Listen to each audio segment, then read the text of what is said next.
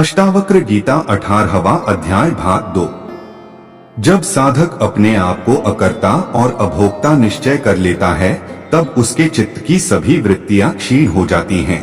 धीर पुरुष की स्वाभाविक स्थिति विक्षोभ युक्त होने पर भी श्रेष्ठ है, पर जिसके चित्त में अनेक इच्छाएं भरी हैं, उस अज्ञानी पुरुष पर बनावटी शांति शोभा नहीं पाती। धीर पुरुष बड़े भोगों में आनंद करते हैं और पर्वतों की गहन गुफाओं में भी निवास करते हैं, पर वे कल्पना, बंधन और बुद्धि की वृत्तियों से मुक्त होते हैं। धीर पुरुष शास्त्रज्ञ, ब्राह्मण, देवता, तीर्थ, स्त्री, राजा और प्रिय को देखकर उनका स्वागत करता है, पर उसके हृदय में कोई कामना नहीं होती। सेवक, पुत्र, स्त्री, नाती और सगोत्र द्वारा हंसी उड़ाए जाने पर, धिक्कारने पर भी योगी के चित्त में थोड़ा सा विकार भी उत्पन्न नहीं होता। लौकिक दृष्टि से प्रसन्न दिखने पर वह प्रसन्न नहीं होता और दुखी दिखने पर दुखी नहीं होता। उसकी उस आश्चर्यमय दशा को उसके समान लोग ही जान सकते हैं। कर्तव्य बुद्धि का नाम ही संसार है। विद्वान लोग उस कर्तव्यता को नहीं देखते, क्योंकि उनकी बुद्धि शून्याकार, निराकार, निर्विकार और निरामय होती है। अज्ञानी पुरुष कुछ न करते हुए भी क्षोभवश सदा व्यग्र ही रहता है। योगी पुरुष बहुत से कार्य करता हुआ भी शांत रहता है। शांत बुद्धि वाला पुरुष सुख से बैठता है, सुख से सोता है, सुख से आता जाता है, सुख से बोलता है और सुख से ही खाता है। जो बड़े सरोवर के समान शांत है और लौकिक आचरण करते हुए जिसको अन्य लोगों के समान दुख नहीं होता, वह दुख रहित ज्ञानी शोभित होता है। मूढ़ में निवृत्ति से भी प्रवृत्ति उत्पन्न हो जाती है और धीर पुरुष की प्रवृत्ति भी निर्वृत्ति के समान फलदायिनी है। अज्ञानी पुरुष प्रायः गृह आदि पदार्थों से वैराग्य करता दिखाई देता है, पर जिसका देहाभिमान नष्ट हो चुका है, उसके लिए कहाँ राग और कहाँ विराग। ज्ञानी की दृष्टि सदा भाव या अभाव में लगी रहती है, पर धीर पुरुष तो दृश्य को देखते रहने पर भी आत्म स्वरूप को देखने के कारण कुछ नहीं देखती। तो धीर पुरुष सभी कार्यों में एक बालक के समान निष्काम भाव से व्यवहार करता है। वह शुद्ध है और कर्म करने पर भी उससे लिप्त नहीं होता। वह आत्मज्ञानी धन्य है जो सभी स्थितियों में समान रहता है।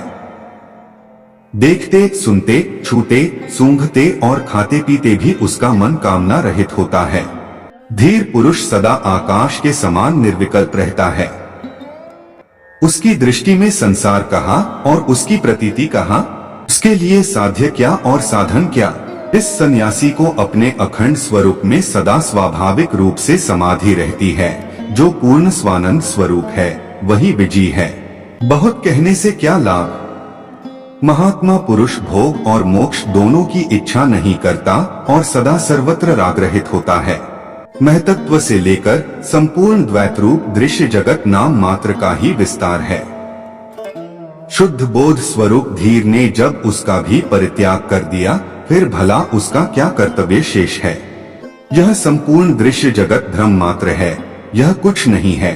ऐसे निश्चय से युक्त पुरुष दृश्य की स्फूर्ति से भी रहित हो जाता है और स्वभाव से ही शांत हो जाता है।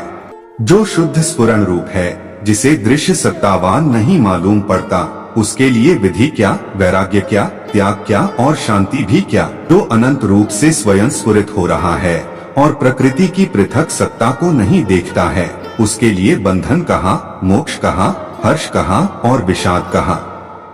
बुद्धि के अंत तक ही संसार है और यह केवल माया का विवर्त है। इस तत्व को जानने वाला बुद्धिमान ममता, अहंकार और कामना से रहित होकर शोभित होता है।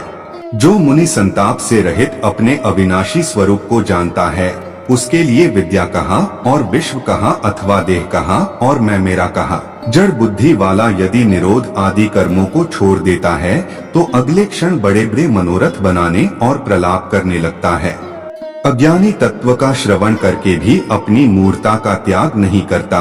वह बाह्य रूप से तो निसंकल्प हो जाता है, पर उसके अंतर्मन में विषयों की इच्छा बनी रहती है। ज्ञान से जिसका कर्म बंधन नष्ट हो गया है, वह लौकिक रूप से कर्म करता रहे तो भी उसके कुछ करने या कहने का अवसर नहीं रहता, क्योंकि वह अकर्ता और अवक्ता है। जो धीर सदा निर्विकार और भय रहित है, उसके लिए अंधकार कहाँ, प्रकाश कहाँ और त्याग कहाँ। उसके लिए किसी का अस्तित्व नहीं रहता। योगी के लिए न स्वर्ग है न नरक और न जीवन मुक्ति ही।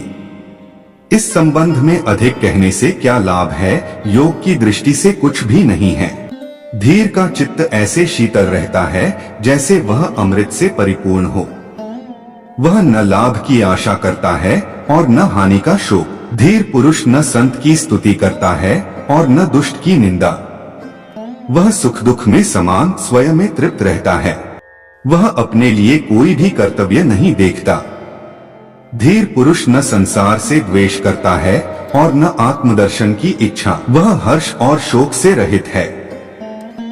लौकिक दृष्टि से वह न तो मृत है और न जीवित। जो धीर पुरुष पुत्र स्त्री आदि के प्रति आसक्ति से रहित होता है, विषय की उपलब्धि में उसकी प्रवृत्ति नहीं होती, अपने शरीर के लिए भी निश्चिंत रहता है, सभी आशाओं से रहित होता है, वह सुशोभित होता है। जहाँ सूर्यास्त हुआ वहाँ सो लिया, जहाँ इच्छा हुई वहाँ रह लिया, जो सामने आया उसी के अनुसार व्यवहार कर लिया। इस प्रकार धीर सर्वत्र संतुष्ट रहता है। जो अपने आत्मस्वरूप में विश्राम करते हुए सभी प्रपंचों का नाश कर चुका है, उस महात्मा को शरीर रहे अथवा नष्ट हो जाए ऐसी चिंता भी नहीं होती। ज्ञानी पुरुष संग्रह रहित, स्वच्छंद, निर्द्वंद्व और संशय रहित होता है। वह किसी भाव में आसक्त नहीं होता, वह तो केवल आनंद से विहार करता है।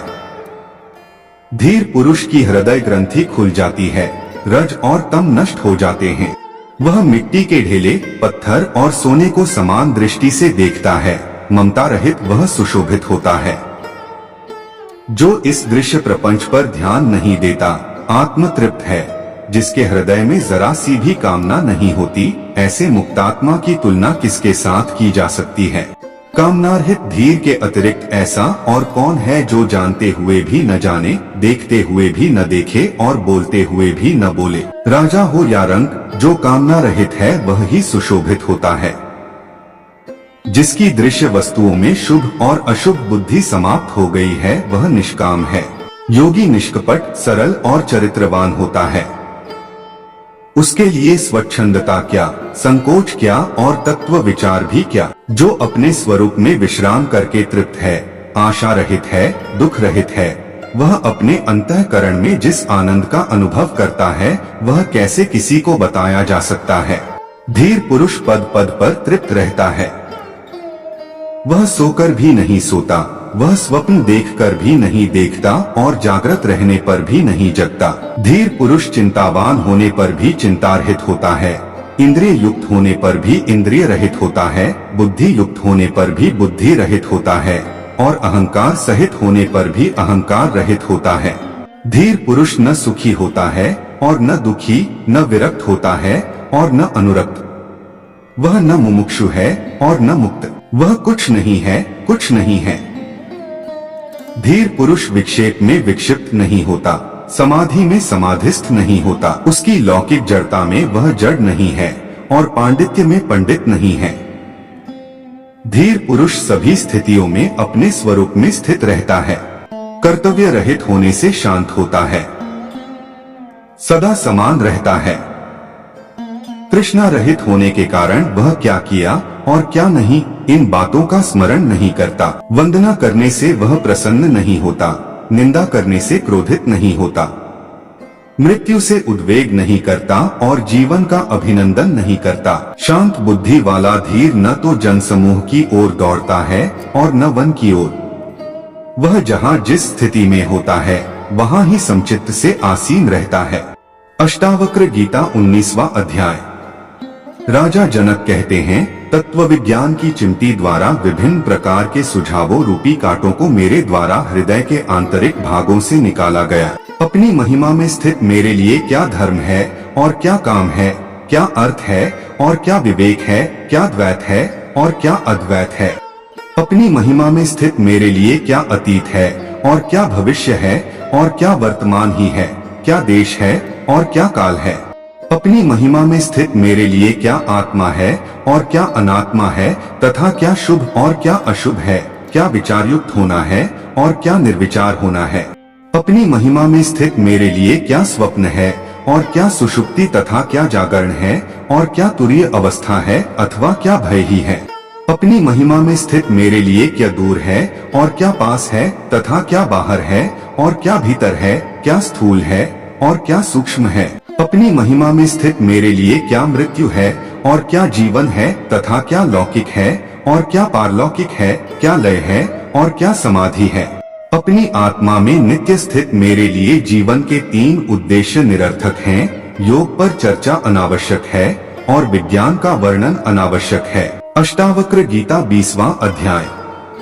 राजा जनक कहते हैं, मेरे निष्कलंक स्वरूप में 5 महाभूत कहाँ हैं या शरीर कहाँ है और इंद्रियां या मन कहाँ है, शून्य कहाँ है और निराशा कहाँ है। सदा सभी प्रकार के द्वंद्वों से रहित मेरे लिए क्या शास्त्र हैं और क्या आत्मज्ञान अथवा क्या विषय रहित मन ही है, क्या प्रसन्नता है या क्या संतोष है, क्या विद्या है या क्या अविद्या, क्या मैं है या क्या वह है और क्या मेरा है, क्या बंधन है और क्या मोक्ष है या स्वरूप का क्या लक्षण है, क्या प्रारब्ध कर्म है और क्या जीवन मुक्ति है। सर्वदा परिवर्तन से रहित मुझ में क्या शरीरहीन कैवल्य है। सदा स्वभाव से रहित मुझ में कौन करता है और कौन भोक्ता, क्या निष्क्रियता है और क्या क्रियाशीलता, क्या प्रत्यक्ष है और क्या अप्रत्यक्ष। अपने अद्वय दूसरे से रहित स्वरूप में स्थित मेरे लिए क्या संसार है और क्या मुक्ति की इच्छा, कौन योगी है और कौन ज्ञानी, कौन बंधन में है और कौन मुक्त। अपने अद्वय दूसरे से रहित स्वरूप में स्थित मेरे लिए क्या सृष्टि है और क्या प्रलय, क्या साध्य है और क्या साधन, कौन साधक है और क्या सिद्धि है। विशुद्ध मुझ में कौन ज्ञाता है और क्या प्रमाण साक्ष्य है, क्या ज्ञेय है और क्या ज्ञान, क्या स्वल्प है और क्या सर्व। सदा निष्क्रिय मुझ में क्या अन्यमनस्कता है और क्या एकाग्रता, क्या विवेक है और क्या विवेकहीनता, क्या हर्ष है और क्या विषाद। सदा विचार रहित मेरे लिए क्या संसार है और क्या परमार्थ, क्या सुख है और क्या दुख। सदा विशुद्ध मेरे लिए क्या माया है और क्या संसार, क्या प्रीति है और क्या वृत्ति, क्या जीव है और क्या वह ब्रह्म। अचल विभाग रहित और सदा स्वयं में स्थित मेरे लिए क्या प्रवृत्ति है और क्या निवृत्ति, क्या मुक्ति है और क्या बंधन। विशेषण रहित कल्याण रूप मेरे लिए क्या उपदेश है और क्या शास्त्र, कौन शिष्य है और कौन गुरु और क्या प्राप्त करने योग्य ही है। क्या है और क्या नहीं, क्या अद्वैत है और क्या द्वैत। अब बहुत क्या कहा जाए, मुझ में कुछ भी भाव नहीं उठता है।